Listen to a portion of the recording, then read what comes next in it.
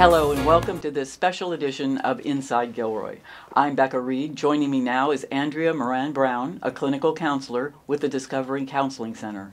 Ms. Brown is here to share her expertise and help us all cope with the devastating shooting incident at the Gilroy Garlic Festival. Welcome, Ms. Brown. Thank you. Thanks for having me. We're happy to have you. Oh, it's great that you could be here. You know, what I'm thinking is that when a community experiences something like we did last weekend in a place where they are so used to going for fun and have a certain expectance of security, I wondered how that's impacting everybody. What are the common things that you see in a case like this? Yeah, commonly there will be shock because we did have an expectation of being safe. This event has been happening for years. So people will be in shock, and sometimes that can linger a little longer. We'll also see things like sadness and sorrow and regret, especially if someone was hurt or lost during the event.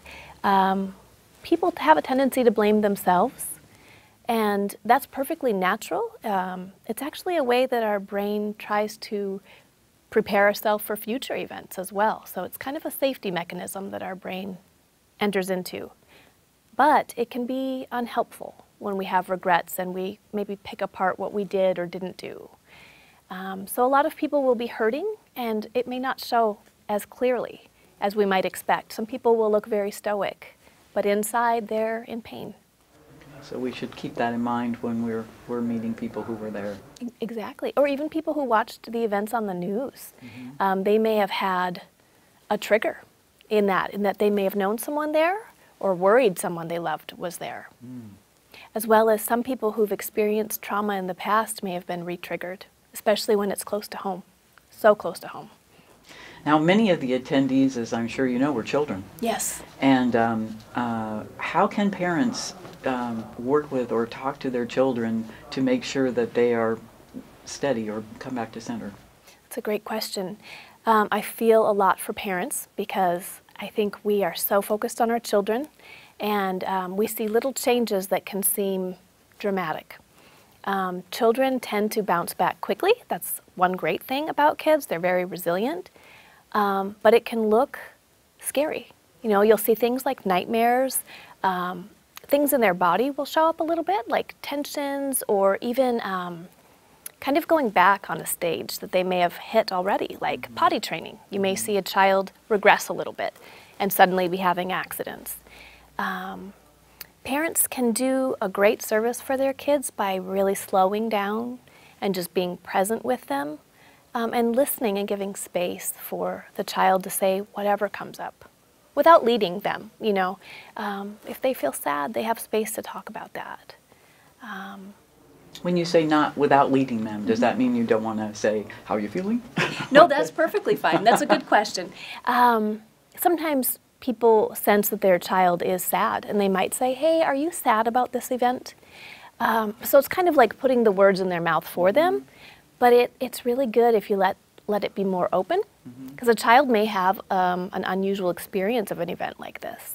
They may kind of leave reality, and it may feel like a video game or a movie.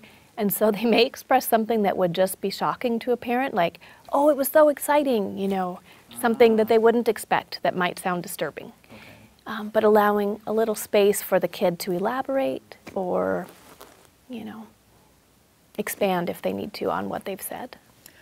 When would you look for a counselor for your child? What sort of signs would make you think, oh, this is more than I can handle, it's not going to wear off? Right. So when a tragedy like this happens, most people will kind of show trauma right away, and you'll see things like, it can look like a child spacing out, or even speaking in this present moment as if they're in that traumatic moment right now, even though it happened in the past. And that's okay, that's normal. But if this continues for more time, say 30 days, 2 months, and they're still behaving that way, it's time to see a therapist. If they're having problems sleeping, that may not sound like a big deal, you might expect that, but that impacts the child's brain daily, you know, and if you're hearing the child scream out in their sleep, indicating they're having nightmares, that's something to pay attention to as well. A parent can provide help there, a friend, asking questions, but if it continues longer than it seems normal in your gut, parents have good guts about their kids. If it doesn't seem okay or like it's resolving, then it's time to talk to a professional. Yeah. Now, some people were injured, Yes. not only in the melee of the escape, but also some of them were shot by bullets, or not by bullets, but by a man with bullets. So, what kinds of feelings are they having now, and how can they best handle those feelings? So my guess would be that there's a range of feelings, but there might be anger at the gunman, and there could be anger at maybe someone who was beside them but didn't protect them in some way.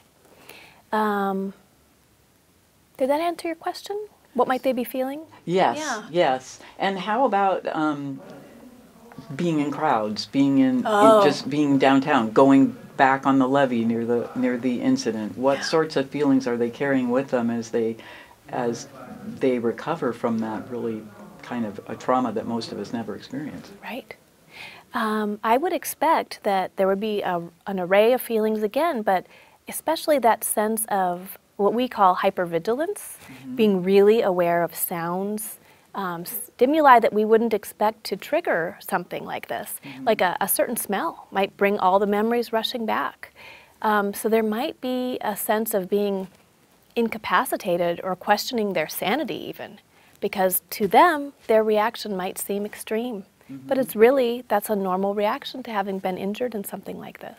So what would help, in the moment when you suddenly realize I'm really like watching out for anything that might happen, what can you do for yourself to release that? That's a great question. One of the go-tos in our profession is to focus on our breathing, because it's so within our body and within our control. When we get anxious, our breathing tends to speed up, and sometimes we're not aware that we're breathing quickly, right?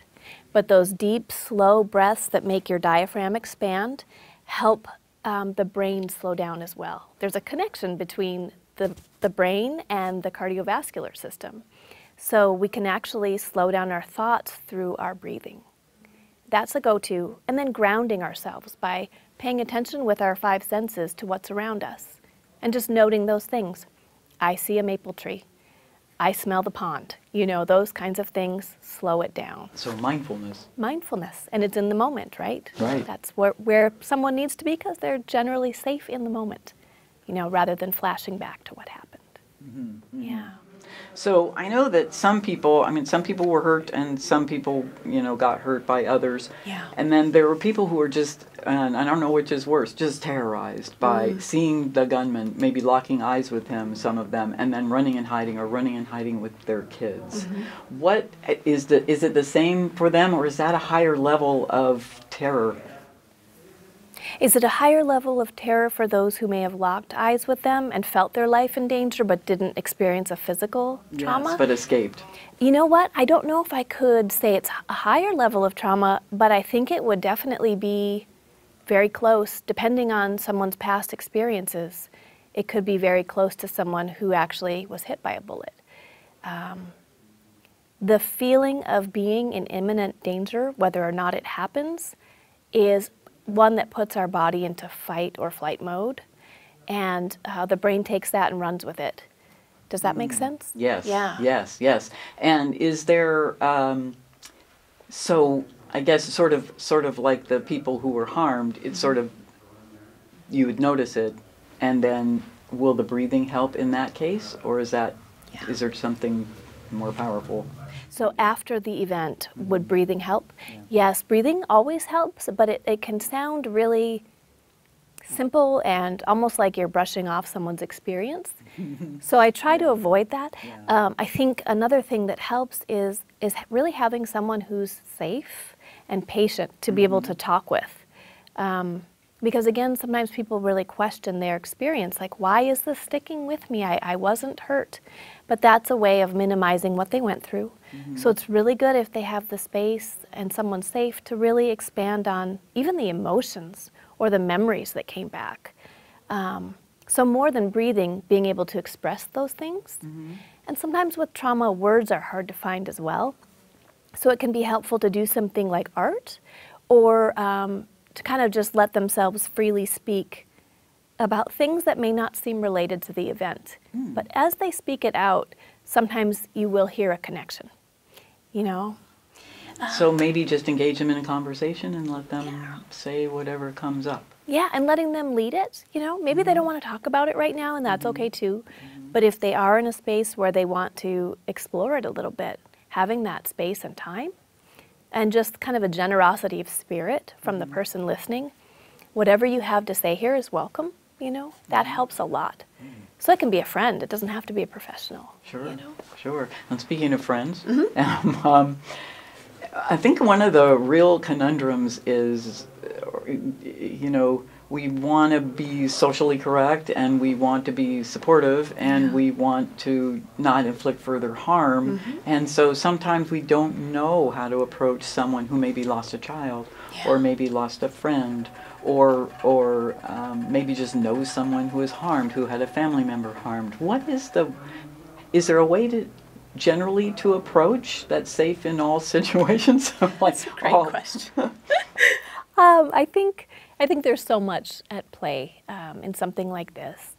I mean, we all come from different backgrounds, different cultural experiences. We walk into everyday life with different expectations, so people will be affected differently, right?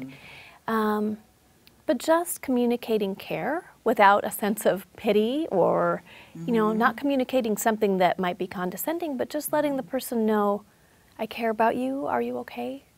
You know, giving space and time. Oh, good, good. I think at heart, just, letting someone know you care, and if they do want to talk, you're there, you know. There's generally not one right thing to say or do.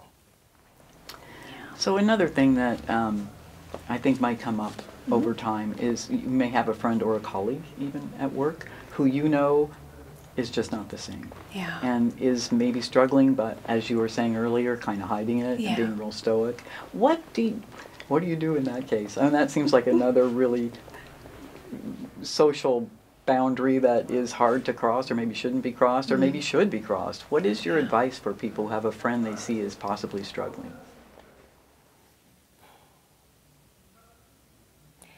I think the best piece of advice is listening to your gut.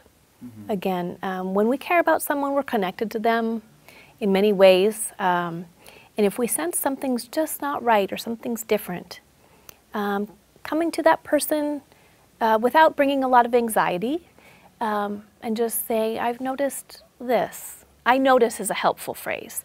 I notice your shoulders seem higher up all the time, or I notice you're a little bit more spacey, and I'm a little concerned.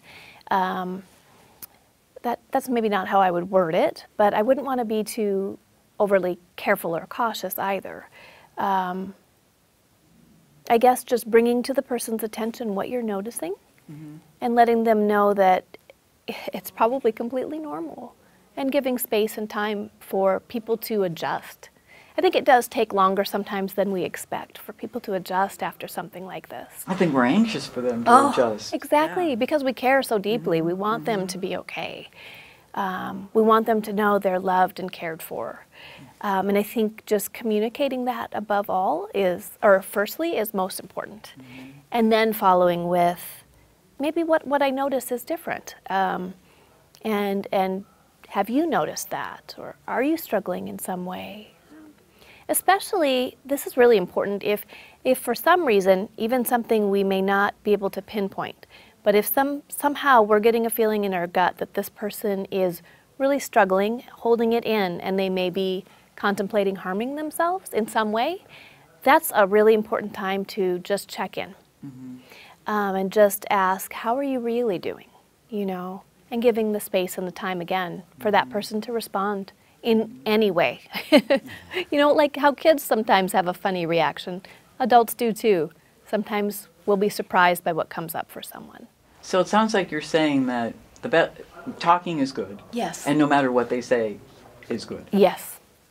Unless they do say something like they're going to hurt someone, then, you know, do something to help them in that moment. That's different. But yeah, you can expect to see a wide range of emotional responses. Even people you may not expect to have compassion for the shooter, they may have that. And that may be triggering for people who were harmed or saw someone harmed by this person. But that's kind of a normal reaction as well. Someone's really wondering, why would someone do this? Why would they hurt someone? Yeah. So, when you mentioned triggers, I'm wondering if we're going to see a lot of short tempers for a while, and that sort of no tolerance or no space to tolerate something else. So we should be compassionate. That's what I would suggest. It is harder to be compassionate when someone shows up with a lot of anger, but that is that's part of the fight or flight response too, right? The fight side of it. Someone may feel angry. They may want justice. And so my thought there is to try to be patient and understand that people react differently than I would react. I may react this way, and someone else is coming at me this way, and that's difficult. But maybe just holding your tongue, if you do feel a response happening, and a response that may not be kind, and it's okay to have that, but just maybe don't speak out of it. So I think you're right. I think we'll see more anger. We'll see more distrust and sadness as well. Slowing down. People will slow down as a result of sadness often. Is there a chance of post-traumatic stress happening here? So next year's Garlic Festival, is that going to be a trigger for people? Yes, that's absolutely possible. Post-traumatic stress disorder is it's actually possible from events that wouldn't seem overly traumatic to us. But when we see something like this that is obviously traumatic, people were shot, you know, this is kind of the highest level of trauma. It's almost like being in a war. We will see PTSD. And that's another time where when people experience that, they need a lot of patience. I think I lost track of the question, though. I'm sorry. You asked if it was possible? I was asking if next year, if people could be triggered again, and by something, maybe anything, as you were saying earlier, like maybe the music, or maybe some kind of a song that was playing, or a sound that they heard, could bring this back. And how is that to be expected, or is that a time to get more professional caliber of help? That's right. Okay. So yeah, we can definitely expect to see PTSD symptoms coming up, and that is definitely a time you want to reach out for professional help.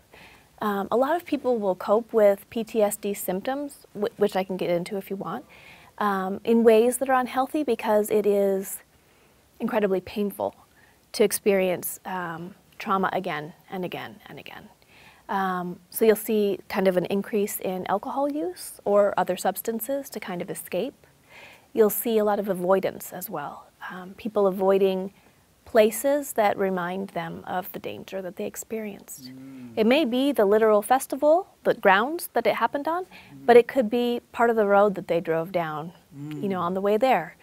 It could be connected in ways that we wouldn't expect.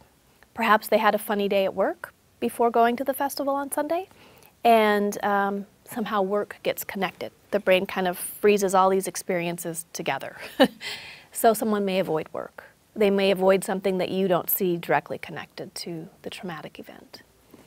And PTSD, when we see these symptoms of someone experiencing flashbacks or dissociation, kind of checking out in the moment, those are times someone is going to need a little more help. It's kind of like the brain is doing its best to survive, but it's having trouble keeping up because of the experiences. And counselors are specifically trained to help with this. There are certain modalities that we find are more helpful than others, but talking to anyone, especially in a professional capacity where you can really say what the struggle is, I think I'm losing my mind is something we hear a lot with PTSD. It doesn't make sense. My reactions don't make sense. They just need a place that's safe enough to say those kinds of things. Nightmares is another thing that indicates PTSD. Yeah. So we started talking about, with a little conversation about the community at large Yes. and how this impacts them. What kind of things can the community do? What sort of activities could the community do as a whole to sort of gain back their security? I think that's a great question. I love it. Because one thing I love about South County is the community here. It's connected. People are connected to each other and they care. And so I've been aware of a few things that are happening. Lots of different counseling agencies have said, just come in if you need to speak, free of charge. We have time and space for you. Love that. Another thing I noticed was there was a few churches and organizations doing vigils to remember people that were injured or stuff like that. I think that's really helpful, helping people remember and grieve in a way that feels safe and connected to the community. That's very healing. I think especially things like maybe opening up a place to have a meal together, even neighbors doing this for each other. Keeping the community connected is important because one of our reactions to a traumatic event is often to isolate. And that's just, I mean, that's natural. We feel scared. We want to kind of hide those feelings away. But something that really helps in those kinds of moments is community. And that is also a good way to battle some of the things that come about after trauma, like addictions sometimes kick in now. And community is an answer to that. It can be. Are we thinking of other ideas that the community may have, or? No, I just Okay. thought there would be, you would know what would be a good idea. So it sounds like you did know a couple of activities that people could do, get together, try even with your neighbors, and on a larger scale, maybe with a church group or some other kind of a vigil, some sort of remembrance of those that were harmed. And I think especially for children, kind of having a safe space where they can express themselves, you know, in an age-appropriate way, developmentally appropriate. So sometimes things like just having a lot more time to play, even with a buddy, you know, or having a time and space to do something artistic to kind of get these feelings out. That's helpful. So parents can kind of keep that in mind too. Just making a little more time for play dates, trying to help the child who may be anxious as a result still get out of their house and try to kind of do life normally as much as possible. That helps prevent anxiety from really getting its grips in the child, you know? Yeah. I have one more question Sure. that I just came up to me. I'm wondering about exercise. A lot of times exercise is good for a mood, Yeah. but you can it can become obsessive. What do you think about exercise and this particular incident? How can we use it and how could we abuse it? That's a great question. I love that question. Because I feel like our body is a great way to deal with emotions, kind of like you said. With anxiety especially, and depression. We know that exercise helps. It helps our body boost the chemicals that we need, and especially if it's a bilateral movement, like walking, that helps our brain to process trauma. The bilateral movement, it helps the brain to kind of integrate the experience in a way that is difficult with traumatic experiences. So that was a great question. Things like running, you know, whatever uses both sides of your body. Bicycling. Bicycling. What about things like tennis where your hand comes across your body? Sure, that's helpful too. Why not? And it's a great, if the exercise can incorporate a connection with somebody, that's helpful too. Maybe that would be like an added bonus.